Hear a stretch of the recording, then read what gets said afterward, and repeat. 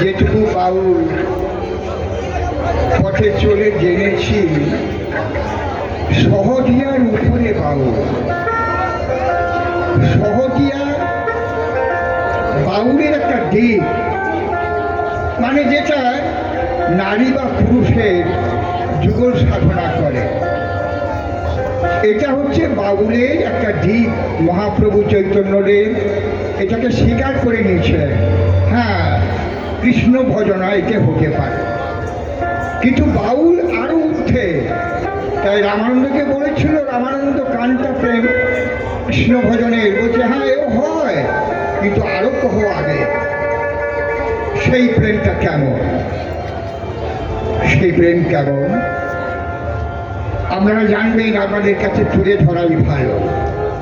দেখবেন মহালয়াতে এবছর মায়ের যে স্বরূপ দেখালো না, মা মা তো বলছে আমি আদি প্রকৃতি এবং আমি পুরুষ ছিলাম, আমি মাত্র সৃষ্টির কারণে প্রকৃতির রূপে অবতার। কারণ জগৎকে মোহিনী বা মোহশক্তির দ্বারা আবদ্ধে বাঁধা মানে করেছেন মা। আবার তিনি পুরুষ। আমরা কেমন করে বুঝবো যুক্তি? যেমন কৃষ্ণ নিজুবনে কালী হয়ে গেছে, দাপরের লীলাইটা, কৃষ্ণ কালী হয়ে গেলেন। তাই বলতে তিনি পুরুষ কি নারী চিনতে নারী যুক্তি শাস্ত্রে মেলে না। ভগবান পুরুষ কি নারী চিনতে নারী যুক্তি শাস্ত্রে মেলে না। তাহলে আমাদের কোথায় যেতে হবে? আমি সেই কথাগুলি এর আগের গানে বলেছি। এই গোবিন্দবাবু তাই বলল, কামকে ছেড়ে যাও, ও ঠিক লাইনেই গেছে। এরপরে আরো কি রয়েছে দেখুন আবার সেই সব বাউলের জগতে।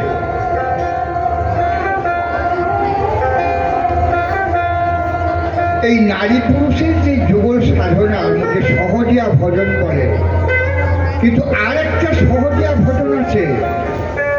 সেই সহজিয়াটার কোথায় চৈতন্যদেব বলেছিলেন, কিন্তু ধরতে পারেননি। সেটাই হচ্ছে আসল সহজিয়া, প্রকৃত বাউল।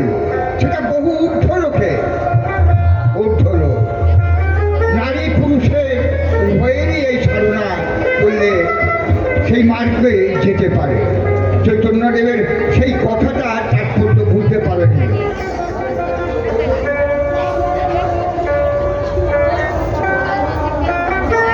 তার জন্যই বাউলরা, যেহেতু মহাপ্রভু এটাকে স্বীকার বা সমর্থন করলেন, তার জন্য বলে ও হয়। এখন বর্তমানে আমি আজীবন বাউল গান করছি, শুধু সহজিয়া বাউলের উপরে বেশি গান। কিন্তু তাই যদি হয়ে থাকে, তাহলে তুমি কার সঙ্গে লড়াই করছো? তোমার অস্তিত্ব কি? এইটাই প্রশ্ন। তুমি কার সঙ্গে লড়াই করছো? সে কে? আবার তুমিই বাকি। বাবা আচ্ছা, এবার শুনুন তার আর একটি গান মহাজনের। পর্বত উপরে ফুটেছে ফুল,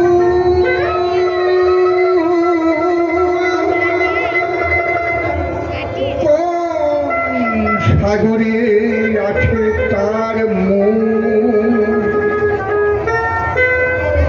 শতদল আছে তাহাতে।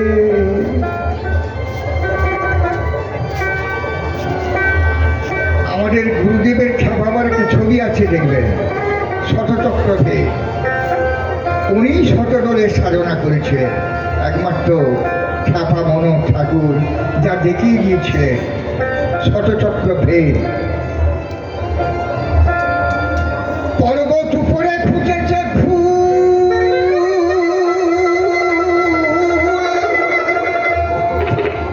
কোন সাগরে আছে তার মূল, শতদল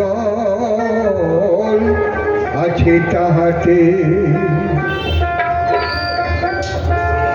শুনো সাধু জনা আমাকে বলো না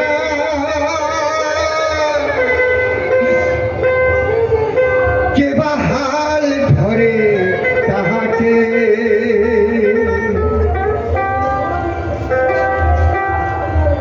কে বা হাল ধরে তাহাকে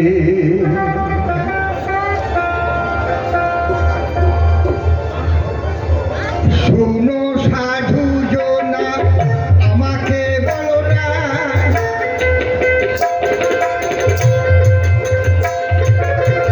বলো না বলো না কে বা হাল ধরে তাহাকে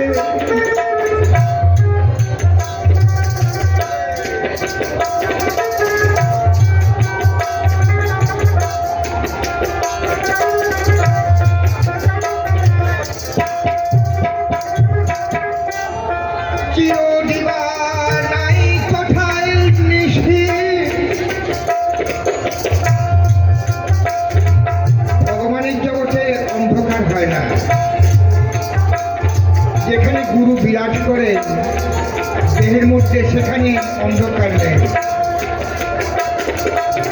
তাই বলছেন পদকর্তা চিরদিবানাই কোথায় নিশি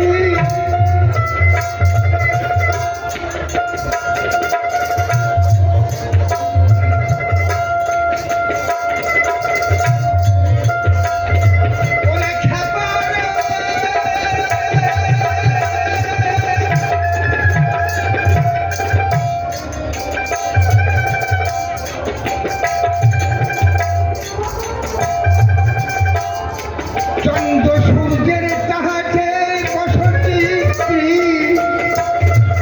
ধারা যেথায় বহেনীর কবি চন্দ্র সূর্যের তাহাতে বসতি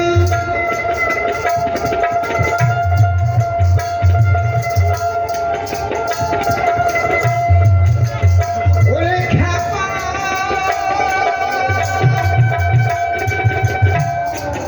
দিবানিশি দুই সমান করব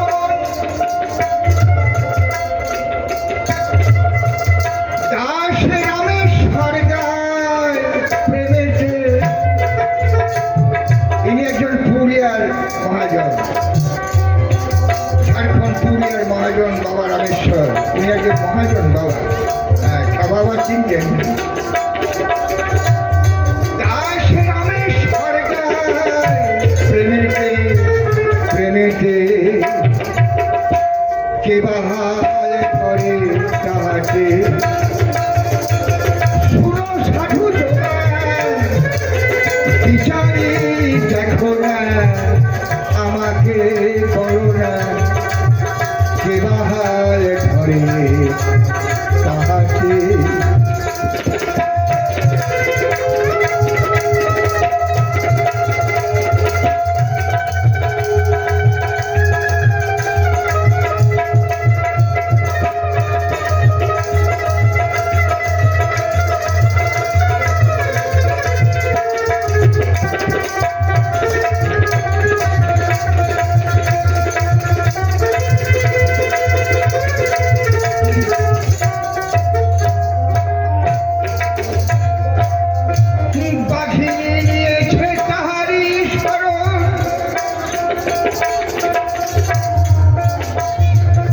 এই গান বা কথার মধ্যে আমরা বুঝতে পারছি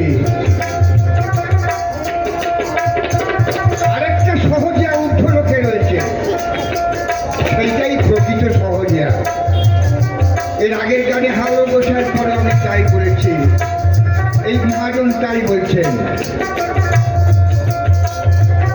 বাঘিনী বাঘিনী মানে বাঘিনীর কাহানি স্মরণ নিয়েছেন।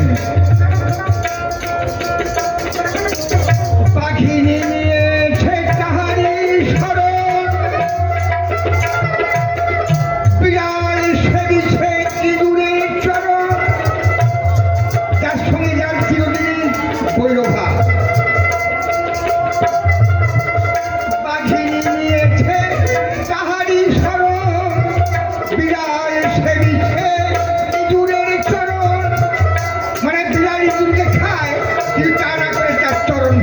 করছেন। এ কিরকম আশ্চর্য ভাষা! বিড়াল সেবিছে ইঁদুরের চরণ, এই লীলা দেখো হইবে প্রত্যক্ষ। শীত যাবে যেদিন শ্মশানেতে, এই লীলা দেখো হইবে প্রত্যক্ষ। শীত যাবে যেদিন শ্মশানেতে, কে বা হাল ধরে তাহাতে, কে বা হাল ধরে তাহাতে। বলো সাধু জনা আমাকে বলো না, বলো না, বলো না, বলো না, কে বা হাল ধরে তাহাতে। বাঘিনী মানুষ খেয়ে ফেলে, সেই বাঘিনী করলো কি তাহার স্মরণ নিয়ে তার অহিংসা দূর হয়ে গেল। চৈতন্যদেব এটাই বলেছিলেন, অহিংসার মধ্যে একটি সহজিয়া, সেই সহজিয়ায় পৌঁছাতে পারলে ঈশ্বরের লীন হওয়া যায়, ভগবানের সাক্ষাৎকার হয়। আর এই যে সহজিয়া, এতে কিতাব কিতাব রয়েছে, মানসিক ভাবে তাকে সাধন মার্গে সঠিক জায়গায় যেতে দেয় না। এইটাই হচ্ছে বিশ্লেষণ। আমার যেটুকু পড়াশোনা আমি করেছি বাবা,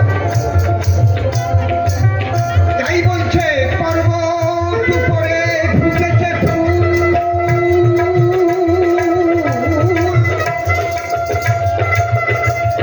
ওরে খাবা, খাবা, ওরে খাবা, কোন সাগরে আছে তার মূল, শত জল আছে তাহাতে। শোনো সাধু জনা বিচারি দেখো না, কে বা হাল ধরে তাহাতে, কে বা হাল ধরে তাহাতে, কে বা হাল